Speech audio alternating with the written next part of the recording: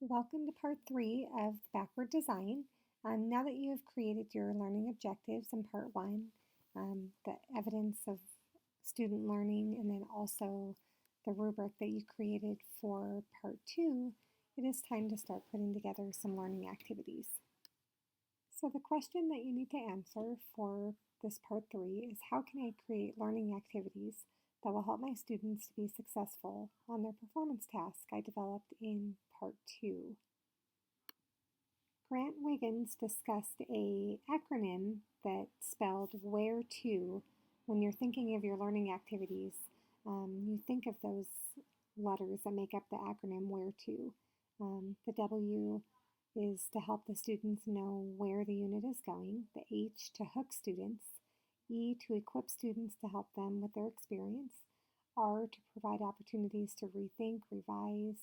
I kind of like to think of that one as like reflection as well. E allows students to evaluate their work.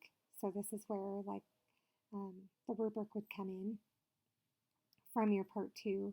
T, that it's tailored, it's personalized, it'll meet your student needs that you discussed in part 1.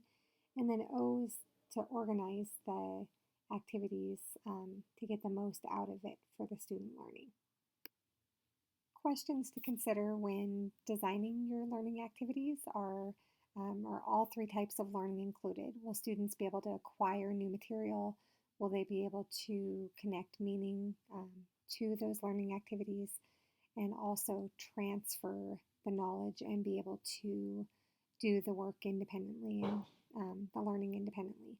Number 2, does the learning plan, the learning activities, reflect strong principles of learning and best practices? So, even thinking about the different ways to formatively check for understanding, just make sure you're not getting into that trap of just like worksheets or quizzes, those sorts of things. Try to use best practices that are going to engage students.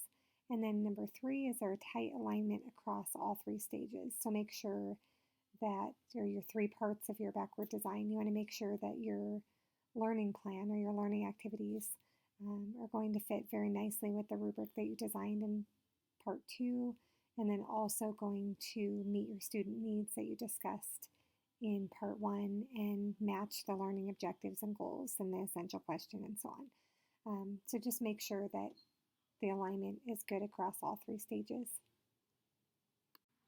So going back to our initial question, how can I create learning activities that will help students to be successful on their performance task developed in stage or part 2?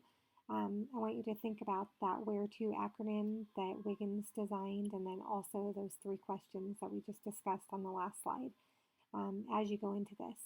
And the directions for this part 3 are on Canvas, but you will do 2 to 4 learning activities that will help students to be able to do that performance task that you set up on part 2.